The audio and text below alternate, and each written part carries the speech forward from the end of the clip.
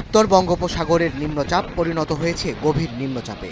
উত্তাল হয়ে উঠেছে উপকূলীয় এলাকার নদ নদী। বেশিরভাগ নদীতে পানি বেড়েছে কয়েক ফুট।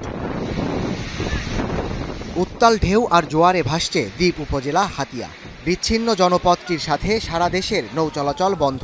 কয়েকটি স্থানে বেড়িবাঁধ ভেঙে প্লাবিত হয়েছে 7টি ইউনিয়নের নিম্নাঞ্চল।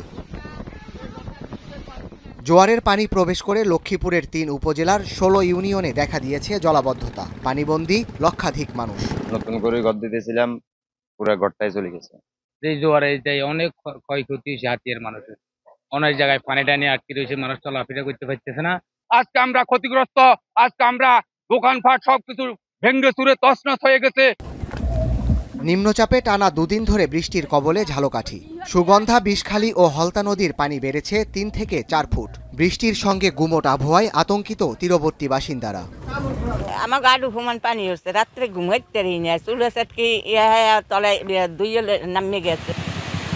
নিম্নচাপ ও অমাবস্যার প্রভাবে বরগুনার পায়রা, বিষখালী ও বলেশ্বরের পানির উচ্চতা বেড়েছে 1 থেকে 3 ফুট। পানির চাপ বাড়ায় জেলার 5 থেকে 7টি পয়েন্টে ঝুঁকিতে বেড়িবাঁধ। হঠাৎ করে পানির চাপ এত বেড়ে গেছে, আমাদের ঘরবাড়ি পানিতে সম্পূর্ণ তলাই গেছে।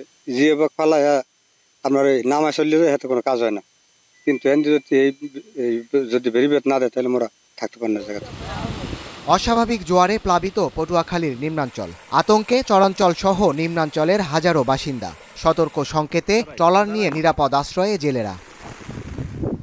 এদিকে বৈরী আবহাওয়ায় সাতক্ষীরার খোলপেটুয়া ও কপোতাক্ষে বাড়ছে পানি। এরই মধ্যে বেড়িবাঁধের বিভিন্ন পয়েন্টে দেখা দিয়েছে ফাটল। তবে স্বেচ্ছাশ্রমে বাঁধ মেরামতের চেষ্টা স্থানীয়দের। সতর্ক স্থানীয় প্রশাসনও।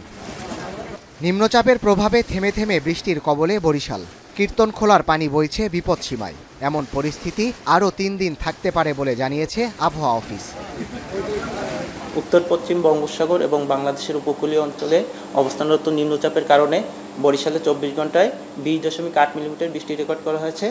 পাশাপাশি আমাদের পূর্বাভাসে বলা হয়েছে যে এই নিম্নচাপের প্রভাবে বৃষ্টিপাত আরও 2-3 দিন অব্যাহত থাকতে পারে এবং উপকূলীয় অঞ্চলের চর এবং দ্বীপসমূহ 1 থেকে 3 ফুট উচ্চতায় পানি প্রবাহিত হতে পারে।